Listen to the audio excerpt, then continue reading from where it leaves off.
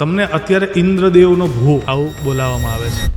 ઇન્દ્રદેવનો phone પહેલો અંબાલાલ કાકાને આવે, આવી સોશિયલ મીડિયામાં એક અફવા છે. આવું બન્યું છે ખરું? કોઈ વખત કોઈ ફોન કરીને એવું કીધું કે હું ઇન્દ્રદેવ બોલું, કે એવી કોઈ મજાક લીધી? ના, એ મજાક નથી લીધી. ઘણા લોકો એવું કહે છે કે લોકો અંબાલાલ કાકાને રિટાયર કરવા આવ્યા હતા અને પોતે રિટાયર થઈને જતા રહે.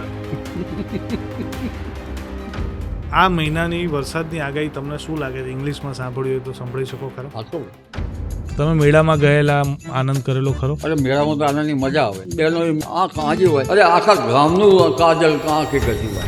બધા એવું કહે છે કે તમે વરસાદનું રિચાર્જ કરી આપો છો ગામે ગામ. આ વાત સાચી જ ખોટી? મારા મોબાઈલનો રિચાર્જ કરું છું. તમે ખેડૂતોની વાત કરી, પણ અત્યારે એક સમસ્યા એ પણ છે ને કે હાલના સમયમાં ખેડૂતોને ખેતી જ નહીં કરવી, એટલે જે યુવાનો છે એમાં ખેતી નથી કરવી હોતી. યુવાનોને નોકરી જોઈએ છે, કારણ કે યુવાનો ભણેલા છે, ગણેલા છે, અને ખેતીમાં કોસ્ટ ઓફ કલ્ટિવેશન મોંઘી પડે છે, અને ખેતી કરવી તેમના માટે અઘરી પણ બની જાય. ચોમાસાની ખેડ કરતાં શિયાળાની ખેતી સારી, એટલે કે ચોમાસાની ખેડ, શિયાળાની ચાકડી, ઉનાળાનો ડગલો, અછતનો ઢગલો. તમને કોઈ વખત આગાહીના લીધે કે કોઈ બીજા કારણોસર એવું બન્યું કે તમને મારી નાખવાની ધમકી મળી હોય?